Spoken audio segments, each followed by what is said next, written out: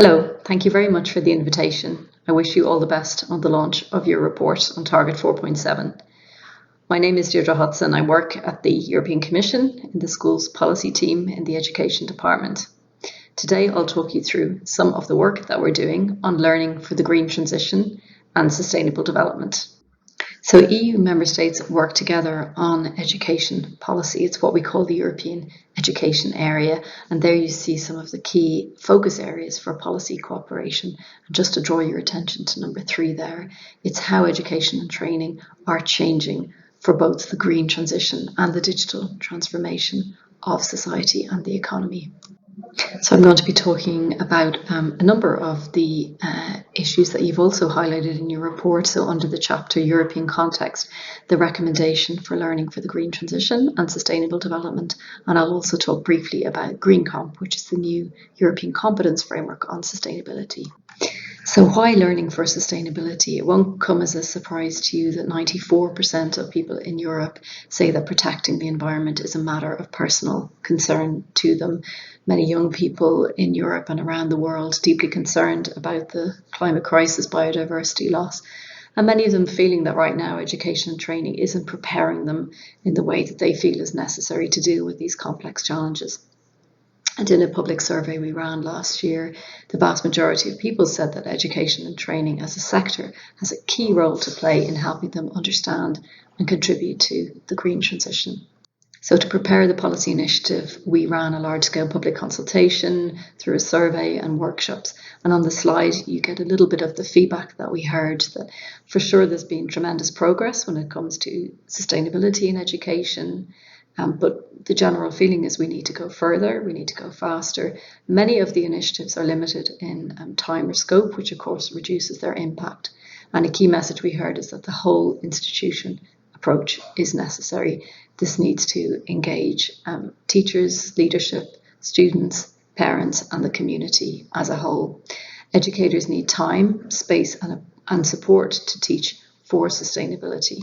So more practical ways to learn were sought after: hands-on learning, learning, as we say, with the head, the heart, and the hands, more cross-curricular, interdisciplinary ways of learning about these complex environmental, climate, biodiversity challenges, and many educators looking for suitable teaching material and guidance, for example, how to deal with eco-anxiety, eco-pessimism in the classroom. And there was also a feeling that it's a challenge to monitor the effectiveness of policies and programs when it comes to learning for sustainability, be that at the level of the system or indeed at the level of the individual institution. So a call for more teacher professional development as well, and support for leadership teams.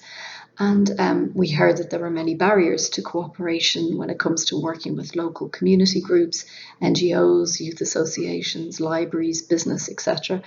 Some of those barriers being a lack of funding, a lack of time when so many other priorities are taking place, and also a challenge in making the cooperation more than just a one-off event or initiative.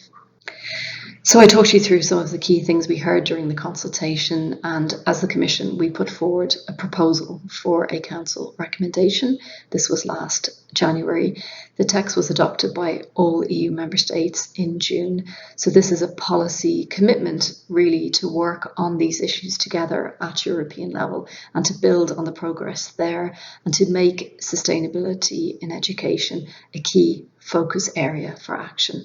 So on this slide, you'll see some of the key messages in the recommendation, just to talk you through some of those. The importance of starting in early years education and running right through to adult education. This is really a lifelong learning challenge.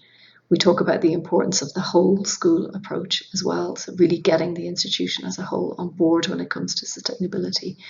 It's important that learning for sustainability is not just a cognitive exercise. This is more than learning facts and knowledge. It's really about social and emotional learning as well. So as we said, learning with the head, the heart, and the hands.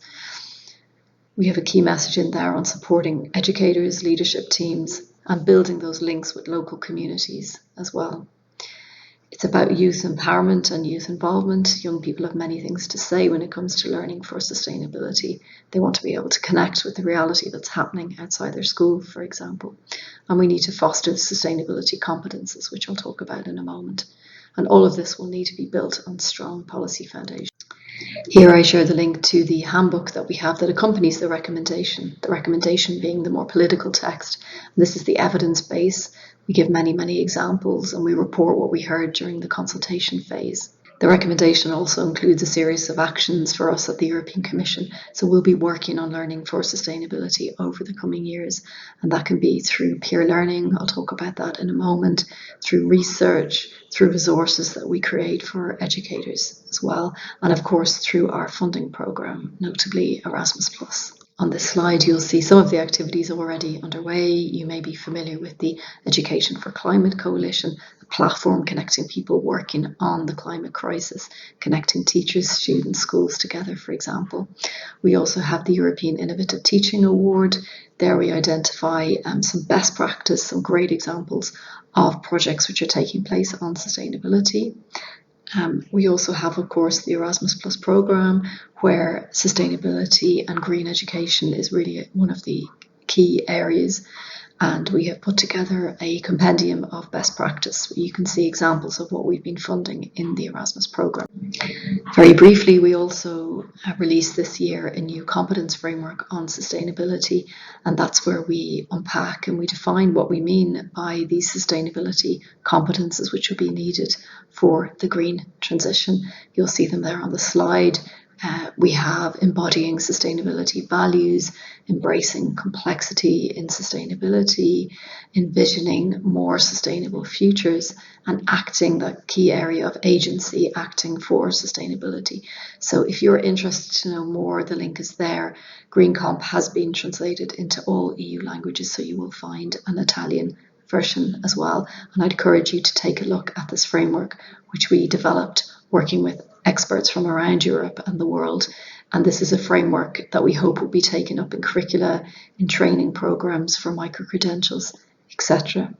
So just to mention briefly that we have a working group on learning for sustainability that brings together ministries of education from EU countries and partner countries, social partners, NGO representatives, and also international organisations such as UNESCO and the Council of Europe. And we come together and we discuss topics, issues that the group has identified as important challenges that they are facing when it comes to effective learning for sustainability. So on this slide and the next, you can see some of the focus areas of the group. Next month, we'll be having a meeting on teacher education. So what does effective teacher professional development looks like when it comes to learning for sustainability? Here are some of the topics that we'll be working on next year, just to draw your attention to the first one there, the youth voice in learning for sustainability being a shared challenge. Everybody recognises that it's important, but how can we make it happen in a meaningful and effective way? And I've given there some of the other topics we'll be looking at next year. The group publishes on a regular basis key messages from their discussions, also input papers as well. So I'd encourage you to look at those to learn more about our work. So that's it there. On the last slide, you'll see a QR code, which will take you to the policy page where you'll also see the publications. Thank you very much. I wish you all the best for your event. And thank you again for inviting me to share the work that we're doing at European level on learning for the green transition and sustainable development.